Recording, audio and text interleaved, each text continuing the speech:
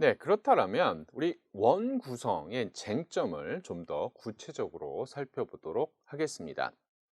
원 구성에 대한 쟁점은 크게 두 가지다라고 얘기를 했어요. 하나는 국회의장의 선출에 관련된 것, 그다음 또 하나는 상임위원장의 선출에 관련된 것이라고 얘기를 했습니다. 아, 먼저 이 국회의장을 둘러싼 그 갈등을 한번 살펴보죠. 사실 이제 이것은 거의 정례화가 됐습니다, 현재는. 근데 한동안 이것이 엄청난 갈등을 유발했었던 사안이 됐다라는 거죠. 어느 정당이 국회의원장직을 차지해야 하느냐, 이 문제를 둘러싸고 정당 간 엄청난 갈등이 발생한 적이 있었습니다. 바로 제15대 국회 당시예요. 15대 국회는 1996년부터 2000년 그 기간 동안 활동을 했었던 그런 국회입니다.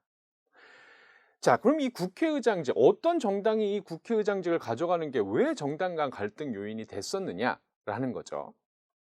이것은 일단 이 대한민국 국회 역사를 좀 잠깐 얘기를 해볼 필요가 있습니다. 제15대 국회 이전에는 제15대 국회 이전에는 집권당이, 그러니까 즉 여당이 항상 국회 제1당이었어요. 예. 항상 국회 제1당이었고, 물론 과반수 이상을 차지하지 못한다 하더라도 항상 여당이 제1당이었습니다. 그리고 국회의장은 제1당이자 여당 소속 의원이 항상 국회의장직을 맡아왔다라는 거죠. 근데 이것이 그러니까 일종의 관행처럼 계속 되어 왔었던 겁니다. 근데 이러한 관행이 제15대 전반기와 후반기 국회 사이에 있었던 대통령 선거 결과로 갈등 사안이 되어 버렸다라는 겁니다. 국회는 전반기와 후반기로 나눠진다라고 얘기를 했었었죠. 국회의장도 전반기 2년, 후반기 2년 이렇게 임기가 나눠지게 됩니다. 국회의장 임기 2년밖에 안 된다는 거죠. 근데 그 전반기와 후반기 사이에 대통령 선거가 있었습니다. 그리고 그 대통령 선거의 결과 때문에 엄청난, 누가 국회의장을 해야 되느냐 하는 문제를 가지고 엄청난 갈등이 발생하게 됐다라는 거죠. 제15대 국회 전반기를 먼저 살펴보면 이 당시 이제 그 선거, 제15대 국회의원 선거의 결과는 이렇게 나왔습니다. 신한국당이 139석이었고 새정치국민회의가 79석, 그다음 자유민주연합이 50석, 통합민주당이 15석으로 구성이 되어 있었습니다. 이때 여당은 신한국당이었어요. 신한국당이고, 그리고 이 의석수에서 확인할 수 있는 것처럼 제1당이었습니다. 그래서 전반기 국회의장을 선출하는 문제는 굉장히 쉽게 넘어갔어요. 그냥 관행대로 여당이면서 제1당인 일당인 그 정당에 소속되어 있는 누군가가 국회의장이 되는 거, 그냥 자연스럽게 됐다라는 겁니다. 그래서 당시 신한국당의 김수환 의원이 무난히 국회의장으로 선출이 됐다라는 거죠. 근데 1997년 12월 제15대 대통령 선거가 있었습니다. 당시 야당이었던 이 대통령 선거에서 당시 야당이었던 새정치국민회의의 김대중 후보가 대통령으로 당선이 됐다라는 거죠. 네. 자, 그래서 갑자기 여야 관계가 바뀌게 됩니다. 국회 전반기에 여당이었던 신한국당은 야당 후보였던 김대중 후보가 대통령으로 당선이 되니까 후반기에는 어때요? 야당으로 변했다라는 거죠. 반면에 새정치국민회의 전반기에는 야당이었지만 후반기에는 여당으로 바뀌게 됐다라는 거죠. 근데 여기서 문제는 뭐냐면 새정치국민회의는 후반기에 대통령 선거 결과로 인해서 여당이 됐어요. 여당이 됐지만 국회 내 제1당은 아니었다라는 겁니다. 79석밖에 안 됐기 때문이죠. 자, 그러면서 이제 후반기 원 구성 작업이 일어나게 됩니다. 협상이 이제 일어나게 되는데, 국회의장직을 어느 정당이 가져가야 되느냐 하는 문제를 둘러싸고 이제 엄청난 갈등이 발생하게 되죠. 그래서 국회의장직을 제1당인 일당이고, 그리고 이제 그렇지만 야당인 신한국당이 맡아야 된다라고 이제 신한국당 쪽은 주장을 하는 거죠. 네. 아니 당연한 거 아니야? 라는 거죠. 제1당에서 국회의장이 나와야 되는 거지 라는 겁니다. 야당임에도 불구하고. 그렇지만 제2당이었던 새정치국민회의에서는 무슨 소리야. 항상 여당에서 국회의장이 나왔던 거 아니야. 비록 우리가 그러니까 제2당이긴 하지만 1당이 아니긴 하지만 우리가 여당이기 때문에 여당에서 국회의장이 나와야 되는 거 아니야? 라는 식의 갈등이 발생하게 됐다라는 겁니다. 그래서 어느 정당에서 그 국회의장직을 가져가야 될지 엄청난 이제 갈등들이 발생을 하면서 결국에 이제 협상에 들어가게 되죠. 그래서 어떤 협상을 이제 하게 되냐 하면 신한국당과 새정치국민회의가 각각 후보를 출마시키는 겁니다. 그리고 국회의원들이 투표를 하고 그 투표 결과를 통해서 국회의장을 선출하자라는데 합의를 하게 된 겁니다. 그래서 제적의원 과반수 득표를 얻은 후보, 그러니까 제적의원 과반수 이상의 득표를 해야만 당선이 돼요. 근데 그런 후보가 없었어요. 그래서 총 3차에 걸친 투표가 진행이 됩니다. 국회의장에 대한 투표 절차는 나중에 다시 얘기를 하도록 할게요. 근데 아무튼 3차에 걸쳐서 투표가 진행이 됐고 결국엔 제2당이었지만 여당이었던 새정치국민회의의 박준규 의원이 국회의장으로 당선이 됩니다. 이건 사실 신한국당, 그러니까 즉 야당이었던 그렇지만 제1당이었던 신한국당 의원 중에 상당수가 박준규 의원한테 3차 투표에서 그 자신의 한 표를 이제 행사를 했기 때문에 이와 같은 결과가 나오게 됐다라는 그러한 얘기입니다. 그래서 이러한 그러니까 일종의 엄청난 홍역을 앓은 거죠. 누가 이제 국회의장이 되어야만 하느냐 하는 이 문제를 가지고 그냥 처음부터 투표로 그냥 다 했으면 너무 쉽게 해결될 수 있는 문제였을 텐데 그런 관행들이 있어 왔다라는 겁니다. 제1당이고 여당에서 항상 국회의장이 나와야 된다라고 사람들이 생각을 했었기 때문에 이러한 것들이 큰 이제 갈등 요인이 됐었다라는 겁니다. 근데 이런 홍역을 한번 앓고 나선 인젠 국회의장은 여당에서 나와야 된다라고 하는 어떤 국회 내 관행, 암묵적 합의 이제 이런 것들은 사라지게 됐다라는 거죠. 그래서 이제 투표로 선출하는 것이 원칙으로 이제 자리를 잡게 됐다라는 겁니다. 그래서 제15대 국회 이후부터는 여야에 상관없이 다수당에서 국회의장이 배출이 된다라고 생각을 하면 된다라는 겁니다. 그래서 어느 정당이 국회의장직을 차지해야 하느냐 이제 이 문제는 더 이상 그 원 구성 지금 현재에는 그 원 구성에 굉장히 첨예한 그 쟁점 요인이 이제 더 이상은 되지 않는다라고 생각을 하시면 됩니다. 그렇지만 이 정당별 상임위원장직 배분을 어떻게 해야 하느냐 하는 이 문제 이거는 아직까지도 굉장히 심각한 갈등 요인으로 남아 있습니다. 민주화 이전엔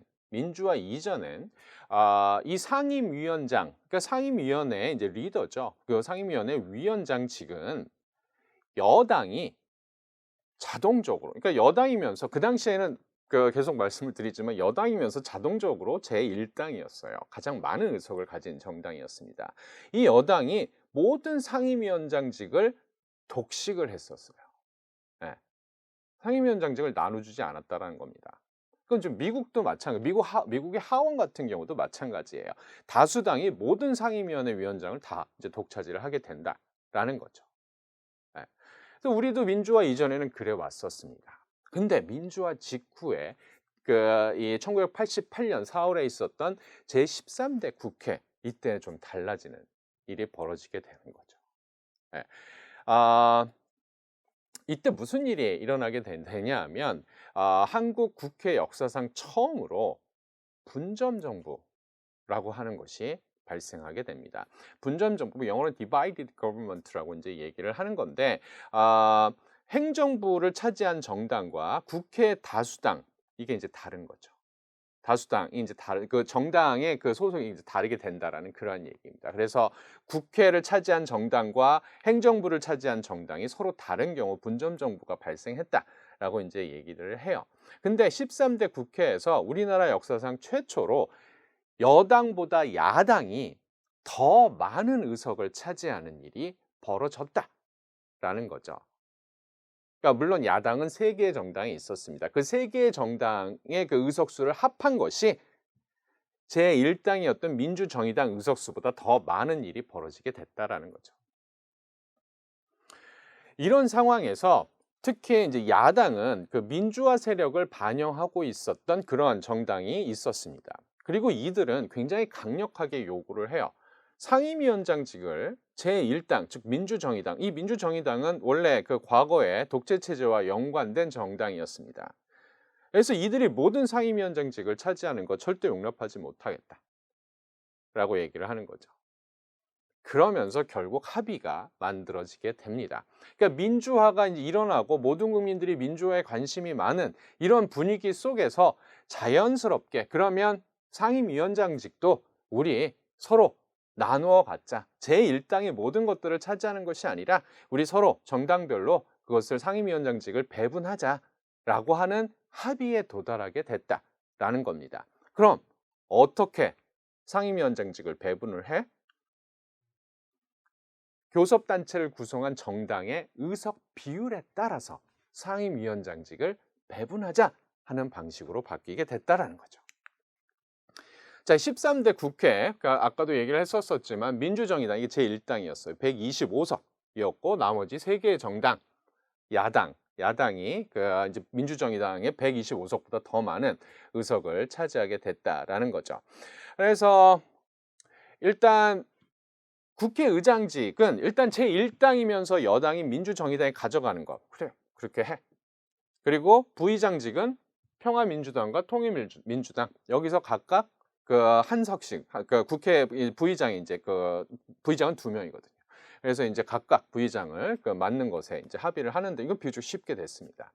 근데 이제 아까도 얘기를 했었던 것처럼 민주정의당이 모든 것들을 다 차지하는 상임위원장직을 이것은 절대 못한다라는 거고 의석 비율에 따라 배분하기로 이제 합의를 했다라는 겁니다. 그리고 이 상임위원장 배분 방식은 중요한 원구성의 관행으로 지속되어 왔었어요. 물론 그 중간에 위기도 있었습니다. 그렇지만 중요한 관행으로 이제 지속되어 왔는데 이것이 제21대 국회에서 깨지게 됩니다. 그러니까 전반기 그러니까 제21대 국회의원 선거에서 여당이었던 더불어민주당이 거의 180석에 달하는 그 의석을 차지를 하게 돼요. 그러면서 이 더불어민주당이 그 관행을 깨고 모든 상임위원장직을 독식하는 이러한 일이 발생하게 됐다라는 그러한 얘기죠. 근데 이렇게 관행이 깨지기 전까지는 지속적으로 상임위원장직을 그 의석 이 정당별 의석 비율에 따라서 배분하는 관행이 되어 왔다라는 얘기입니다. 이 상임위원장 배분은 크게 이제 2가지 절차를 통해서 이루어져요. 먼저 각 정당이 몇 개의 상임위원장직을 가져갈 것인지를 논의를 합니다. 이것은 비교적 쉽게 정당 간 합의가 일어날 수 있습니다. 왜냐하면 상임위원장직은 정당의 의석 비율에 따라서 배분한다는 원칙이 존재하기 때문이다 라는 거죠.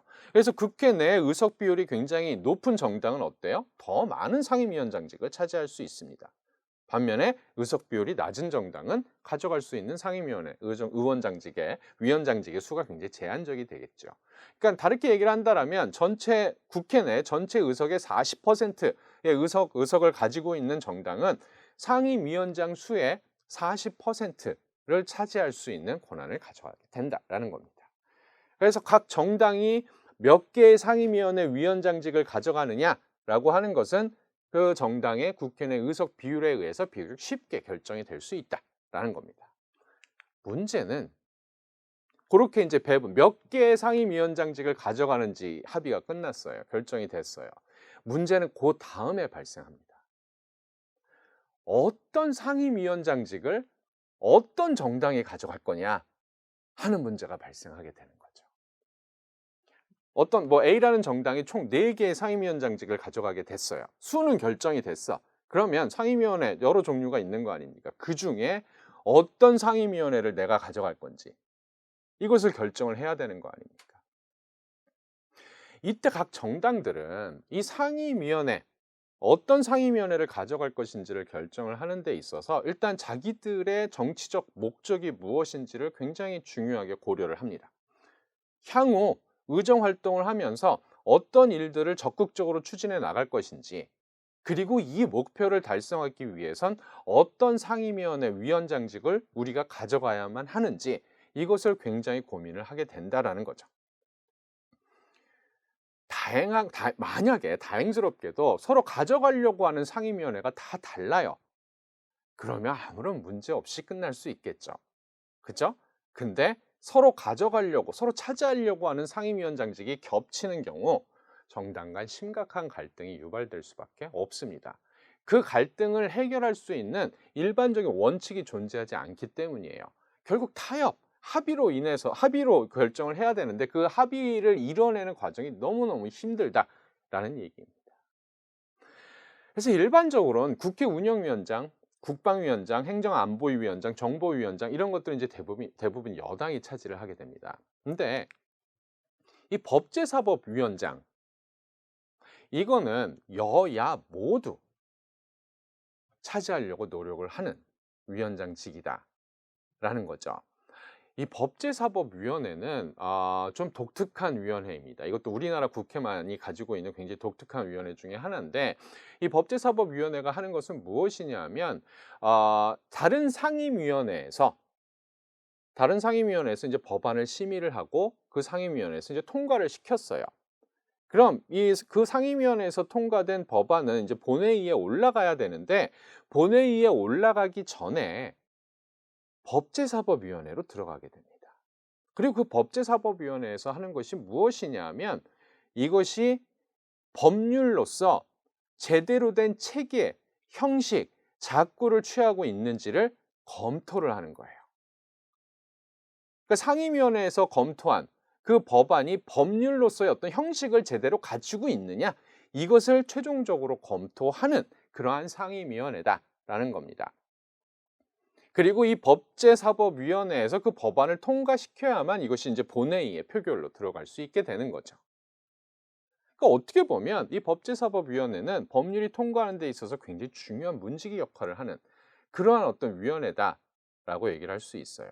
그래서 만약에 이 법제사법위원장직을 야당이 가져간다라고 한다면 야당은 여당의 입법적 독주를 차단할 수 있는 굉장히 유용한 수단을 가지게 된다라는 거죠. 이거 법률 체계에 좀 문제가 있는데 형식에 좀 문제가 있는데 라고 하면서 그 법안을 붙잡고 놓아주지 않는 거죠. 통과를 시켜줘야만 본회의에서 표결을 할 수 있는데 거기서 꽉 잡고 놔주지 않는다라는 겁니다. 그러니까 야당이 여당을 입법적 측면에서 견제할 수 있는 굉장히 중요한 수단이 된다라는 거고 이것을 알고 있는 여당은 이 야당의 견제를 최소화하기 위해서는 어떤 식으로든 이 위원회를 가져가야 된다라고 생각을 하는 겁니다. 그래서 이 법제사법위원회 위원장직을 누가 가져가야 하느냐 하는 이 문제를 둘러싸고 굉장히 치열한 갈등들이 발생하게 된다라는 거죠. 아까 제21대 국회 전반기에 그 원구성이 결국 어떤 정당별 의석 비율에 따라서 상임위원장직을 배분하던 관행이 깨졌었다라고 얘기를 했었죠. 이게 바로 법제사법위원회 그 위원장직을 누가 가져갈 것이냐, 어떤 정당이 가져갈 것이냐 여기에 대한 합의를 하지 못했기 때문에 결국 이렇게 깨져버리게 된 거다라는 겁니다. 그러한 관행이. 그 당시 더불어민주당은 어떤 이 생각을 가지고 있었었냐면 이 검찰 개혁 이런 어떤 이 사법에 대한 여러 가지 개혁 방안들을 구상을 하고 있었었고 이것을 하기 위해서는 법제사법위원회가 굉장히 중요한 의미를 가진다. 그래서 반드시 이 위원회는 여당이 가져가야 된다라고 생각을 했었습니다. 반면에 야당은 절대 이것을 우리는 양보할 수 없어 라고 이제 주장을 했었다라는 거죠. 그래서 이제 계속 갈등들이 있었는데 꿈쩍을 안 했어요. 웬만큼 야당이 그렇게 이제 막 난리를 치면 어느 정도 양보도 하고 이럴 텐데 결국 양보를 전혀 이제 안 했다라는 거죠. 그러면서 야당이 회의장 문을 박차고 그냥 나가버렸습니다. 다 가져! 그냥 이렇게 돼버린 거죠. 그러면서 그러니까 제21대 국회 전반기 상임위원회 위원장직은 더불어민주당이 모두 가져가는 일이 벌어졌다라는 겁니다. 제13대 국회부터 민주화 직후부터 이루어졌었던 그런 관행이 최초로 깨진 사례가 됐다라는 거죠. 물론 이제 후반기에는 좀 다른 일들이 벌어지게 됐다라고는 얘기할 수 있습니다. 네,